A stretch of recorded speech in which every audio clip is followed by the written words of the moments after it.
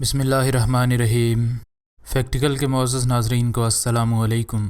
ناظرین محترم، ہم میں سے بہت سے لوگ ایسے ہوتے ہیں کہ جن پر جب کوئی مشکل وقت آن پڑے تو وہ کسی خاموش جگہ تنہائی میں بیٹھ کر وقت گزارنا پسند کرتے ہیں۔ ایسی ہی یہ لڑکی بھی تھی جو اپنی زندگی میں موجود تمام تر مشکلات کو خیرآباد کہہ کر اپنے برتھ ڈے والے دن جنگل میں بھاگ گئی، اور جنگل میں اسے یہ بن بلایا مہمان ملا جس نے اس کی زندگی ہمیشہ کے لیے بدل کر رکھ دی۔ ماریا نام کی یہ لڑکی اپنے والدین کے ساتھ جنگل کے بالکل قریب رہتی تھی۔ 10 سال کی اس لڑکی کو یوں محسوس ہوتا تھا کہ اس کی ماں اس سے نفرت کرتی ہے، کیونکہ وہ اس کے ساتھ کسی بھی طرح سگی اولاد والا برتاؤ نہیں کرتی تھی۔ ادھر اس کی ماں اس کے دونوں بھائیوں پر ہر وقت محبت نچھاور کرتی نظر آتی تھی۔ ادھر اس کا باپ ہر وقت نشے میں دھت رہتا تھا اور اس کا ہونا یا نہ ہونا ایک ہی جیسا تھا۔ اس لڑکی کو اپنے ہی گھر میں رہنے سے نفرت ہوتی تھی، کیونکہ کوئی بھی اس کے ساتھ محبت نہیں کرتا تھا۔ ایک ہی کام جو اس کو اس تکلیف والی زندگی سے کچھ وقت کی آزادی دیتا تھا یہ تھا کہ وہ اکثر جنگل میں جنگلی پھل چننے چلی جایا کرتی تھی۔ جنگل کی خاموشی اس کو بے حد پسند آتی تھی، اور درندوں سے بھرے اس جنگل میں وہ خود کو محفوظ تصور کرتی تھی۔ ایک دن الل صبح ماریا جاگ گئی اور اپنے ماں باپ کے آگے پیچھے گھومنے لگی تاکہ وہ اسے شاید اس کی سالگرہ پر مبارکباد دیں یا اسے کوئی تحفہ ہی خرید دیں، لیکن اس کے والدین نے اسے مکمل طور پر نظر انداز کیا اور اس کے ساتھ بات تک نہ کی۔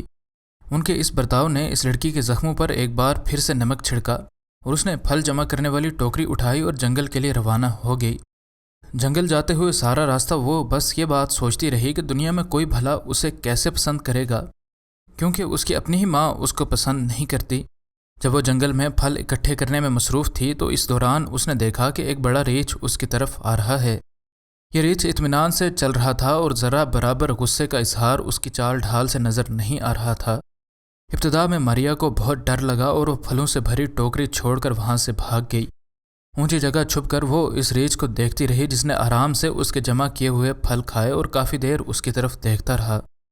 ریچھ کو ایسے دیکھ کر اس لڑکی کو بھی کچھ ہمت ہوئی۔ دل ہی دل میں اس نے سوچا کہ قدرت نے اس کو ایک دوست دے دیا ہے، اور یہ ریچھ اس بچی پر کیوں حملہ نہیں کر رہا تھا۔ یہ وجہ جب اس لڑکی کو معلوم ہوئی تو اس کی خوشی کی انتہا نہ رہی۔ خیر، اس وقت وہ دل میں خوشی اور خوف کے ملے جلے جذبات لیے گھر لوٹ آئی۔ اسے محض اس بات کی خوشی تھی کہ اس نے اپنی برتھ ڈے اکیلے نہیں منائی۔ جب وہ گھر واپس لوٹی تو اس نے دیکھا کہ اس کا باپ گھر کے باہر اس کا انتظار کر رہا ہے، اور اس کے ہاتھ میں ایک خوبصورت سا کھلونا ہے۔ یہ کھلونا ماریا کو دیتے ہوئے اس کے باپ نے اپنی بیٹی کو گلے لگایا اور اس کو مبارک بھی دی۔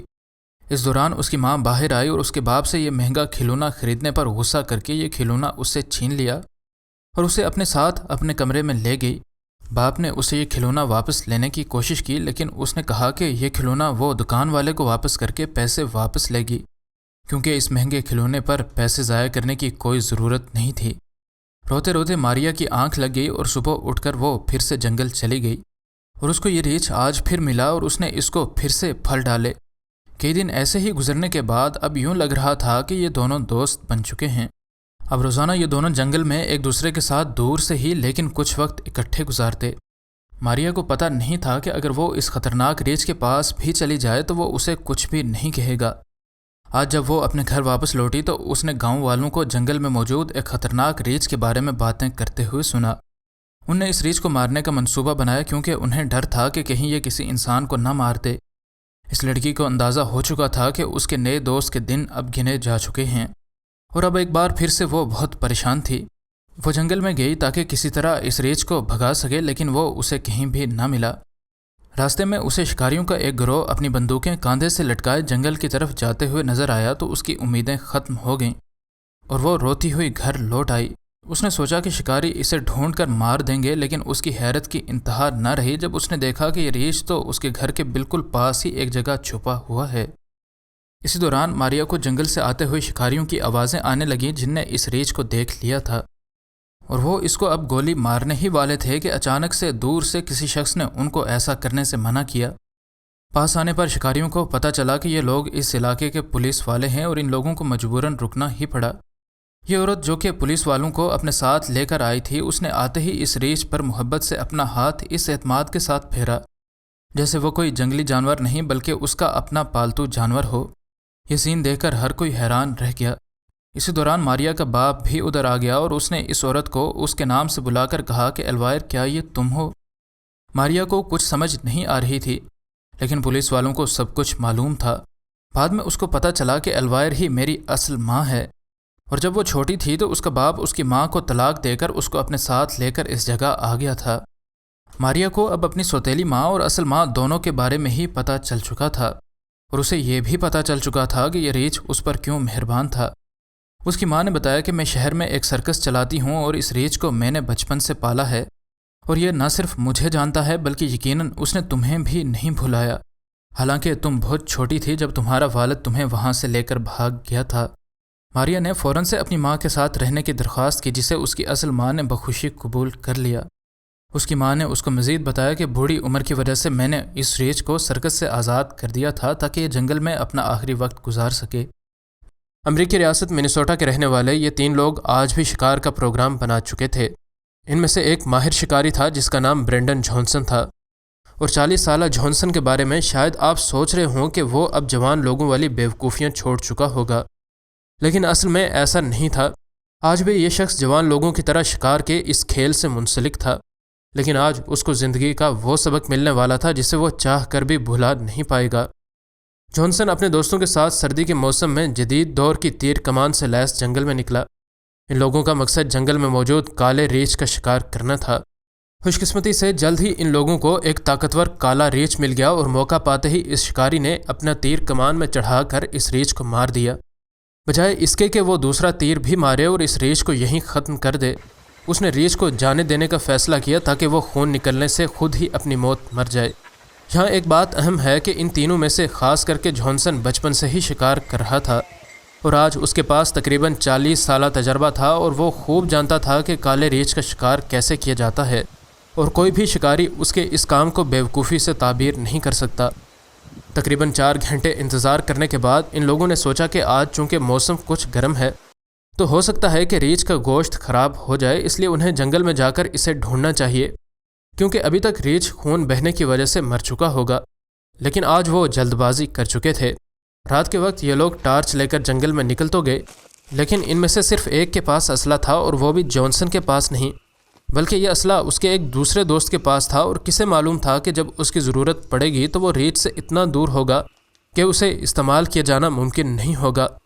جلد ہی ان لوگوں کو ریچھ کے خون کے نشان مل گئے، اور یہ لوگ ان خون کے نشانات کا پیچھا کرتے کرتے اب ایک دلدل والے علاقے میں پہنچ چکے تھے۔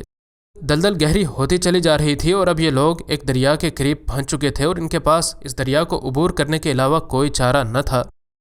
ایک دوست پہلے دریا کو پار کر گیا، اور اس کے پیچھے پیچھے جانسن بھی دریا پار کر گیا، اور وہ دوست جس کے پاس اسلحہ تھا ابھی وہ پانی میں ان سے تقریباً 500 فٹ دور تھا کہ اس نے خشکی پر موجود اپنے دوستوں کے چیخنے کی آواز سنی۔ اندھیرے میں ان نے چیخ کر پانی میں موجود اپنے دوست کو کہا کہ ہم نے ریچھ کو دیکھ لیا ہے اور وہ تمہاری طرف آ رہا ہے۔ پانی میں موجود اس شکاری نے گول گھوم کر دیکھا، لیکن اسے کہیں بھی ریچھ نظر نہ آیا۔ ان میں سے کسی کو بھی اندازہ نہ ہوا کہ ریچھ اپنا راستہ بدل چکا ہے۔ مصیبت کو سر پر دیکھ کر دوسرے دوست نے جانسن کو اپنا چاقو دے دیا، جو کہ اتنا چھوٹا تھا کہ مصیبت پڑنے پر اس سے کچھ خاص کام لیا جانا ممکن نہیں تھا۔ 1 منٹ کے بعد جانسن نے اپنے پاس ہی ایک شاخ کے ٹوٹنے کی آواز سنی، اور ابھی اس نے 3 قدم بھی نہیں اٹھائے تھے کہ اس ریچھ نے اس قدر زور سے اس کو ٹکر ماری کہ وہ زمین پر گر گیا، اور اب ریچھ اس کے اوپر آ چکا تھا۔ ریچھ نے سیدھا اس کی گردن میں اپنے دانت گڑانے کی کوشش کی، لیکن جانسن نے اپنے ہاتھوں سے اس کے منہ کو پیچھے کرنے کی کوشش کی، اور یوں ریچھ کے دانت اس کے چہرے میں پیوست ہو گئے۔ لیکن اسی کشمکش میں جانسن نے اپنے دوست کا دیا ہوا چاقو ہاتھ سے نہ گرنے دیا، اور ایک ہاتھ سے اس نے ریچھ کے دانتوں کو اپنے جسم سے ہٹانے کی کوشش کی، اور دوسرے ہاتھ میں موجود چاقو کو اس نے ریچھ کے جسم کا جو حصہ سامنے آیا اس میں پیوست کر دیا۔ یہ چاقو لگنے کے بعد یہ ریچھ جس رفتار سے آیا تھا اسی رفتار سے جنگل میں غائب ہو گیا، اور جانسن وہیں لیٹا رہا تاکہ وہ پھر سے ریچھ کو اپنی طرف متوجہ نہ کر دے۔ لیکن اسی اثناء میں اسے پھر سے درختوں سے ایک سایہ اپنی طرف آتے ہوئے نظر آیا۔ اس نے سوچا کہ یہ اس کا دوست ہے، لیکن وہ غلط تھا۔ یہ وہی ریچھ تھا جو کہ اپنا منہ کھولے سیدھا اس کی ٹانگوں کی طرف آ رہا تھا۔ جانسن نے اپنے بائیں بازو سے اس ریچھ کے حملے کو روکا، جو کہ اب 3 جگہوں سے فریکچر ہو چکا تھا، اور دائیں بازو کی پوری طاقت استعمال کرتے ہوئے یہ چاقو ایک بار پھر سے ریچھ کے جسم میں پیوست کر دیا۔ اسے نہیں یاد کہ اس نے کتنی بار اس کو چاقو مارا، لیکن پے در پے چاقو کے وار سے یہ ریچھ پیچھے ہٹا اور اس پر ایک بار پھر سے حملہ آور ہوا۔ لیکن اب جانسن جو کہ بمشکل زندہ تھا اس ریچھ کی گردن پر وار کر سکتا تھا۔ اس نے ہمت کر کے اس کی گردن پر وار کر ہی دیا، جس کی وجہ سے یہ ریچھ بھاگ گیا۔ ان پہ در پہ حملوں کو کچھ ہی دیر لگی تھی اور اس کا دوست بھی اب دریا پار کر چکا تھا، اور انہوں نے جانسن کو اٹھا کر واپس کیمپ میں لایا، اور اس کے دوستوں اور فیملی کے لوگوں نے چندہ کر کے اس کا علاج کروایا، اور یوں تقریباً 6 آپریشنز کے بعد اب جانسن کا ٹوٹا جسم ایک بار پھر سے جڑ چکا تھا۔ اور صحت مند ہونے کے بعد جانسن نے کہا کہ میں اس بات پر بھی خوش ہوں کہ میرے پاس چاقو تھا۔ اس حادثے کو آج 9 ماہ گزر چکے تھے، اور اگرچہ وہ اپنے پاؤں پر کھڑا ہو سکتا تھا، لیکن کام پر جانا ابھی بھی اس کے لیے محال تھا۔ لیکن آج بھی وہ ایک بار پھر سے شکار پر جانے کا ارادہ رکھتا ہے۔